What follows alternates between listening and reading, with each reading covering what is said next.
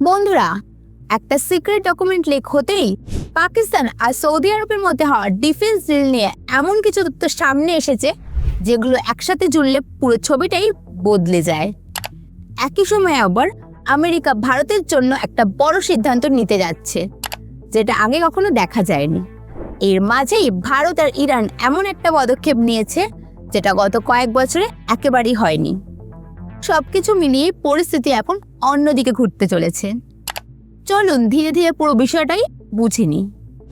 প্রথমেই আসি পাকিস্তান আর সৌদি আরবের সেই ডিফেন্স এগ্রিমেন্টে। বাইরে থেকে এটাকে মিউচুয়াল বলা হলেও ভেতরের তথ্য বলছে গল্পটা একদম আলাদা। জানা যাচ্ছে যদি সৌদি আরবের ওপর কোনো হামলা হয় তাহলে পাকিস্তানকে সরাসরি নিজের সেনা পাঠাতে হবে, মানে শুধু সমর্থন নয়, একেবারে মাঠে নেমে লড়তে হবে। কিন্তু যদি উল্টোটা হয়, অর্থাৎ পাকিস্তানের উপর হামলা হয়, তাহলে সৌদি আরব শুধু আর্থিক সাহায্য দেবে কিন্তু নিজের সেনা পাঠাবে না। এখন একটু ঠান্ডা মাথায় ভাবলেই বিষয়টা পরিষ্কার হয়ে যায়। এই ডিলটা আসলে একপেশে। নামটা যতই মিউচুয়াল হোক, বাস্তবে দায়িত্বটা বেশি পড়ছে পাকিস্তানের ওপরেই। আর এখানেই ভারতের জন্য একটা গুরুত্বপূর্ণ দিক তৈরি হচ্ছে, কারণ ভবিষ্যতে যদি ভারত এবং পাকিস্তানের মধ্যে কোনো সংঘর্ষ তৈরি হয় তাহলে সৌদি আরব সরাসরি মাঠে নামবে না। তারা হয়তো কূটনৈতিক বা অর্থনৈতিকভাবে পাশে থাকবে, কিন্তু ময়দানে পাকিস্তানকে একাই দাঁড়াতে হবে।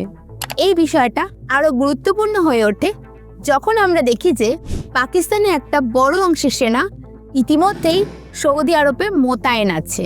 অর্থাৎ যদি মধ্যপ্রাচ্যে হঠাৎ করেই উত্তেজনা বাড়ে, বিশেষ করে ইরানকে ঘিরে, তাহলে পাকিস্তানের সেই সেনাবাহিনী ওই দিকেই ব্যস্ত থাকবে।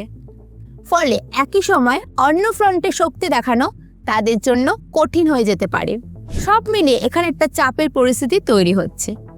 বাইরে থেকে সাহায্যের আশায় পাকিস্তান এমন একটা অবস্থায় চলে যাচ্ছে যেখানে তারা নিজেরাই নিজেদের কৌশলগত স্বাধীনতা কমিয়ে দিচ্ছে। অন্যদিকে ভারতের জন্য এই পুরো পরিস্থিতিটাই একটা স্ট্র্যাটেজিক সুবিধার মতো কাজ করতে পারে। এবার ধীরে ধীরে আসি দ্বিতীয় বড় আপডেটে, যেটা ভারতের জন্য আরো বড় সুযোগ নিয়ে আসছে। এই মুহূর্তে আমেরিকা এবং ইরানের মধ্যে সম্পর্ক খুব একটা ভালো না, কিন্তু সেই পরিস্থিতির মধ্যেও আমেরিকা ভারতের সঙ্গে প্রতিরক্ষা সহযোগিতা আরো বাড়তে চাইছে। এই কারণেই একটা বড় পরিকল্পনা সামনে এসেছে। ভারতীয় বায়ুসেনার জন্য প্রায় ৮০টি মাঝারি ক্ষমতার পরিবহন বিমান দেশে বসেই তৈরি করা হতে পারে। বিষয়টা শুধু বিমান কেনা নয়, বরং পুরো উৎপাদন প্রক্রিয়ায় ভারতে আনার কথা বলা হচ্ছে। এই প্রক্রিয়া এগিয়ে এসছে লকহিড মার্টিন, যারা তাদের C-130J সুপার হারকিউলিস বিমানটি অফার করেছে। এই ধরনের বিমান এমনভাবে তৈরি করা যে পাহাড়ি এলাকা, উচ্চতা, মরুভূমি সব জায়গাতেই সমানভাবে কাজ করতে পারে। ফলে ভারতের মতো ভৌগোলিকভাবে বৈচিত্র্যময় দেশে এগুলোর গুরুত্ব অনেক বেশি। এখানে আরেকটা গুরুত্বপূর্ণ বিষয় হচ্ছে, এই প্রক্রিয়ায় ভারত শুধু ব্যবহারকারী হিসাবেই থাকবে না, বরং উৎপাদক হিসাবেও সামনে আসছে।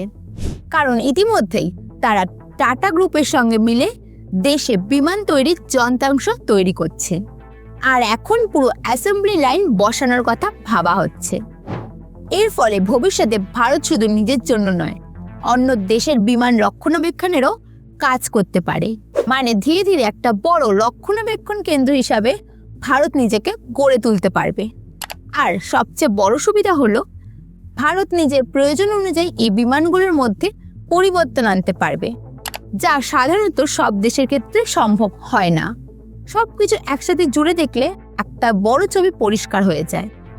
একদিকে পাকিস্তান এমন একটা চুক্তির মধ্যে ঢুকে আছে যেখানে তাকে বেশি দায়িত্ব নিতে হচ্ছে, কিন্তু বিনিময়ে সমান সমর্থন পাচ্ছে না। আর অন্যদিকে ভারত ধীরে ধীরে এমন একটা অবস্থানে যাচ্ছে যেখানে শুধু বাইরে থেকে অস্ত্র কিনে নয়, নিজের দেশেই তৈরি করে শক্তি বাড়ানোর দিকে এগোচ্ছে। ফলে বিশ্বমঞ্চে ভারতের অবস্থান আরো মজবুত হচ্ছে। এখন আসল প্রশ্নটা এখানেই, এই পুরো পরিবর্তনগুলো কি শুধু মুহূর্তের জন্য, নাকি এখান থেকে ভবিষ্যতে পাওয়ার ব্যালেন্স ধীরে ধীরে বদলাতে শুরু করছে? এই পুরো বিষয়টার পরের বড় দিকটা নির্ভর করছে একটা বড় জিনিসের ওপর, টেকনোলজি ট্রান্সফার ঠিক কতটা হয়। যদি আমেরিকা সত্যি বড় লেভেলের টেকনোলজি শেয়ার করে তাহলে এই ডিল ভারতের জন্য গেম চেঞ্জার হয়ে যেতে পারে। এবার আসি তৃতীয় আর সবচেয়ে সেন্সিটিভ আপডেটে, যেটা সরাসরি জড়িয়ে আছে ইরান এবং ইন্ডিয়ার সঙ্গে। মিডল ইস্টে যে পরিস্থিতি তৈরি হচ্ছে সেটা বাইরে থেকে যতটা শান্ত লাগছে ভেতরে ততটাই জটিল। একদিকে আমেরিকা আর ইরানের মধ্যে দীর্ঘদিন ধরে টানাপোড়েন চলছে। মাঝে আলোচনা করে পরিস্থিতিটা শান্ত করার চেষ্টা হয়েছে, কিন্তু বাস্তবে কেউই কোনো সত্য মানতে রাজি হয়নি। এই টানাপোড়েনের একটা বড় কেন্দ্র হলো স্ট্রেট অফ হরমুজ, যেখান দিয়ে বিশ্বের একটা বড় অংশের তেল পরিবহন করা হয়। যখন এই রুট নিয়ে সমস্যা তৈরি হয় তখন তার প্রভাব পুরো বিশ্বেই পড়ে। খবর অনুযায়ী পরিস্থিতি এখন এমন জায়গায় গিয়েছে যেখানে এই এলাকায় চাপ বাড়ানোর জন্য নৌ তৎপরতা বেড়েছে, আর তেলের চলাচল নিয়েও অনিশ্চয়তা তৈরি হয়েছে। আর ঠিক এই সময় একটা অবাক করার ঘটনা সামনে এসেছে। প্রায় 7 বছর পর আবার ইরানের তেল ভারতে পৌঁছেছে। ধরা হচ্ছে প্রায় 40 লক্ষ ব্যারেল কাঁচা তেল দুটো বড় ট্যাঙ্কের মাধ্যমে ভারতে এসেছে। এখন একটু সহজভাবে বুঝুন, 1 ব্যারেল মানে 159 লিটার তেল, মানে হিসাব দাঁড়াচ্ছে কয়েকশো কোটি লিটার তেলের সমান বিশাল পরিমাণ। এই ঘটনাটি এত বড় কেন? কারণ 2019 সালের পর থেকেই আমেরিকার নিষেধাজ্ঞার কারণে ভারত ইরান থেকে তেল কেনা বন্ধ করে দিয়েছিল, কিন্তু এখন পরিস্থিতি বদলাতে শুরু করেছে। শোনা যাচ্ছে এই সরবরাহটা সম্ভব হয়েছে অস্থায়ী ছাড়ের কারণে, যেটা শুধু কিছু সময়ের জন্যই দেওয়া হয়েছে, যাতে বিশ্ববাজারে তেলের দাম একেবারে নিয়ন্ত্রণের বাইরে না চলে যায়। কারণ মিডল ইস্টে যতই টেনশন বাড়ছে তেলের দামও তত দ্রুত বাড়ছে। পুরো বিষয়টাই ভারতের জন্য খুব গুরুত্বপূর্ণ, কারণ ভারত বিশ্বের অন্যতম তেল আমদানিকারক দেশ। তাই আমাদের জন্য সবচেয়ে বেশি দরকার স্টেবল আর সস্তা সাপ্লাই। এই জায়গায় ইরান থেকে তেল আসা মানে একটা বাড়তি অপশন তৈরি হওয়া, যেটা দামের ওপরও প্রভাব ফেলে।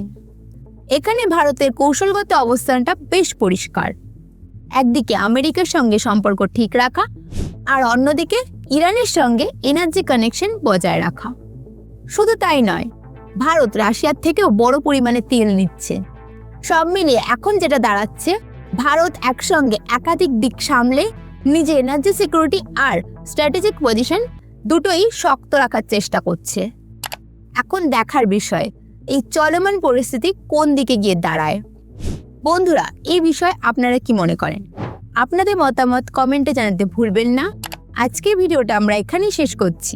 ভিডিওটা যদি ভালো লাগে ভিডিওটাতে একটা লাইক করতে ভুলবেন না, বন্ধুদের সাথে শেয়ার করুন, আর চ্যানেলে যদি নতুন হয়ে থাকেন চ্যানেলটাকে সাবস্ক্রাইব করে পাশের বেল আইকনটিকে অল করতে ভুলবেন না। দেখা হবে পরের ভিডিওতে। জয় হিন্দ, জয় ভারত।